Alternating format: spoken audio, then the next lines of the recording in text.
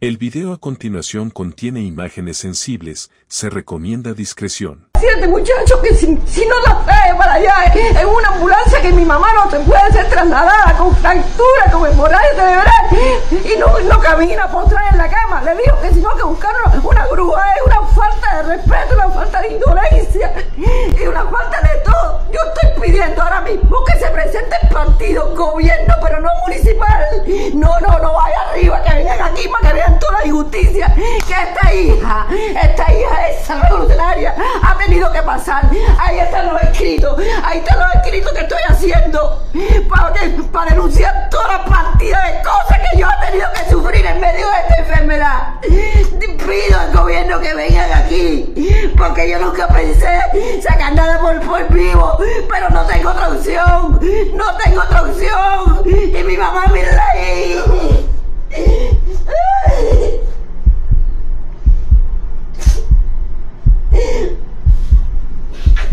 Ay, mamita, cómo sufro, mamita, por ti, mamita, cómo sufro.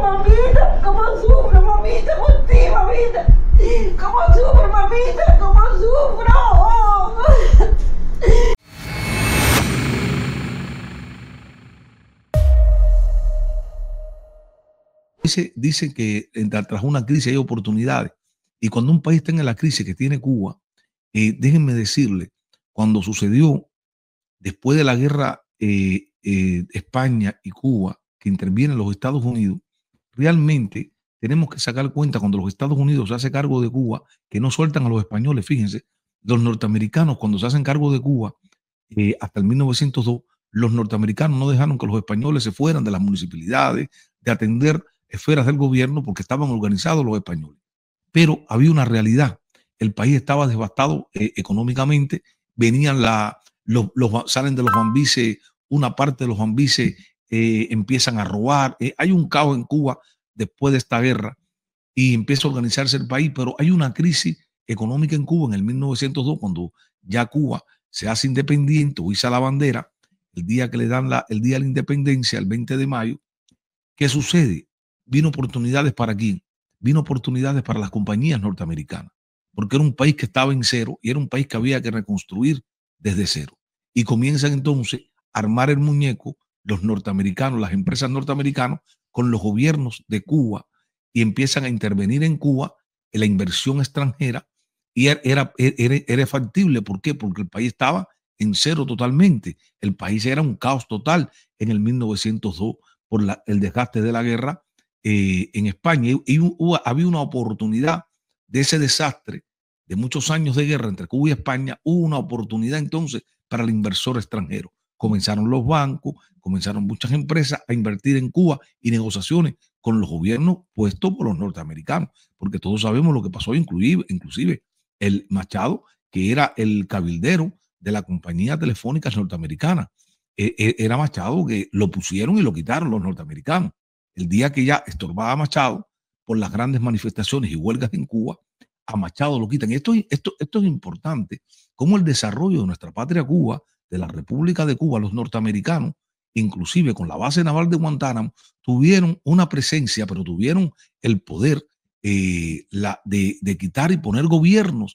Tenía esa influencia el gobierno norteamericano, la política norteamericana, de influir en Cuba y en el desarrollo de la Cuba republicana.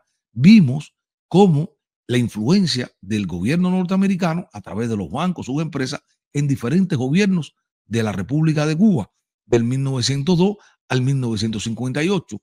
Vimos cómo aceptaron entonces, después de la Revolución del 33, todo lo que vino, y cuando vino en la Constitución del 40, que estaba gobernando Batista, los norteamericanos, cuando empiezan a coger y a leer bien la Constitución del 40, se percatan, los grandes monopolios norteamericanos se percatan de algo con esta Constitución del 40.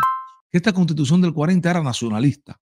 Y como era nacionalista, esta Constitución viene a poner orden, los auténticos vienen a poner orden. Pero en el 40 hasta el 44 estaba gobernando el delfín de los norteamericanos, Fulgencio Batista. No es realista pensar en que vaya a haber deportaciones masivas desde Estados Unidos a Cuba. Cuba dejó claro que no habrá deportaciones masivas, en otras palabras, que no va a aceptar a la cantidad de cubanos que Estados Unidos podría o quiere enviar de regreso a la isla. Esto lo dijo el viceministro de Relaciones Exteriores luego del diálogo establecido, como es habitual, 2 veces al año con el gobierno estadounidense sobre temas de inmigración. Este sería el último bajo la administración Biden y a pocas semanas de entrar a la Casa Blanca el presidente electo Donald Trump. Entre los migrantes en riesgo podrían estar los cubanos con I-220B o la orden de deportación, y en la cuerda floja están los cubanos con la I-220A. Recordemos que son cientos de miles con este documento sin un estatus migratorio legal en Estados Unidos. Fuentes de NBC News dijeron que, por supuesto, la administración entrante, la de Donald Trump,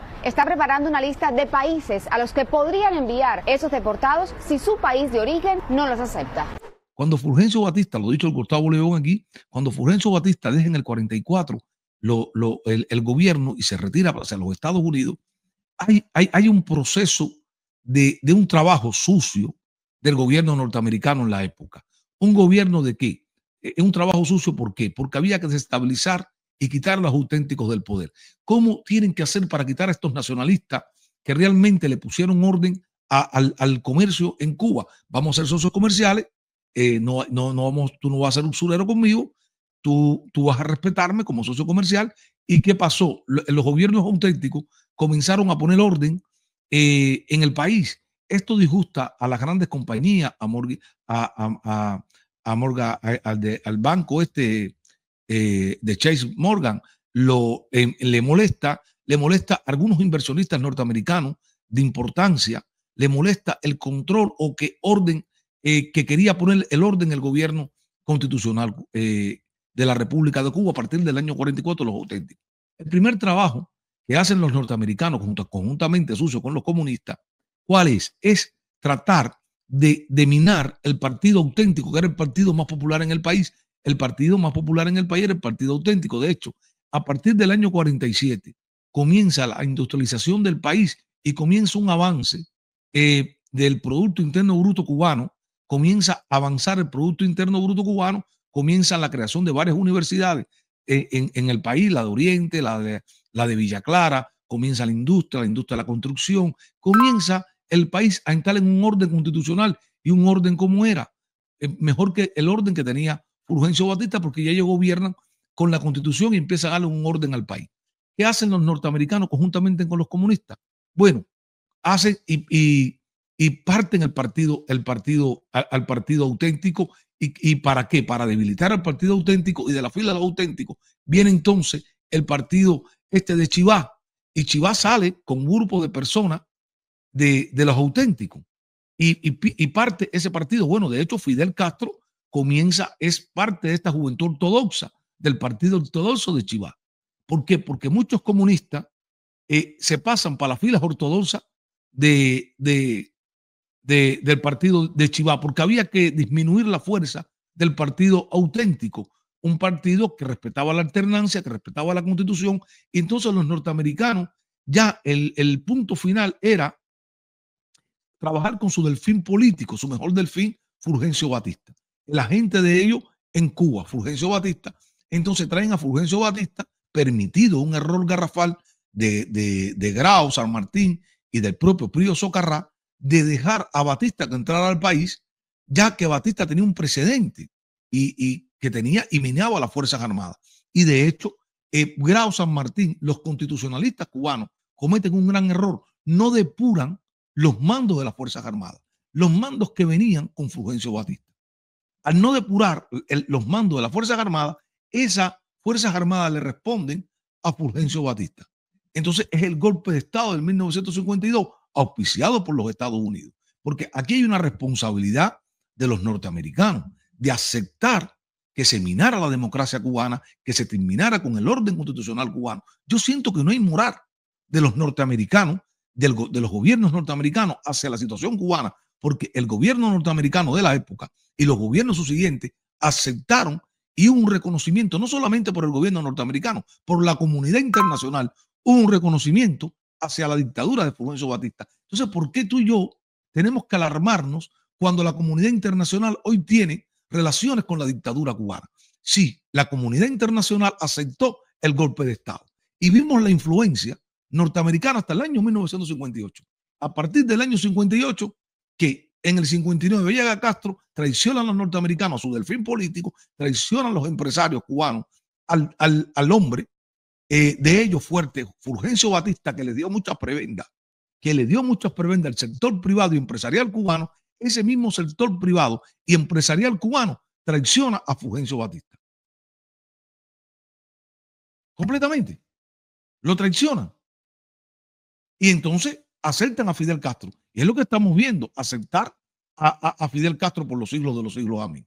Y ahí está. Y los americanos más nunca, después de la traición de Bahía de Cochino, más nunca los americanos han hecho nada por intervenir en Cuba. Más nunca han hecho nada los gobiernos por intervenir contra la dictadura de Fidel Castro. Esa es la verdad. Que nadie te lo cuenta, que nadie te lo dice, como lo digo yo. Carlos Calvo, y la verdad la tengo yo. Ojos pispiretos, sonrisa coqueta, lo que otros no te dicen, él lo lleva hasta la meta. Amigo para muchos, traidor para otros, pero solo Dios sabe que tú no eres como todos. Mira, si quieres más de esto y saber cómo se vive, ay, tírame un like, mira, suscríbete.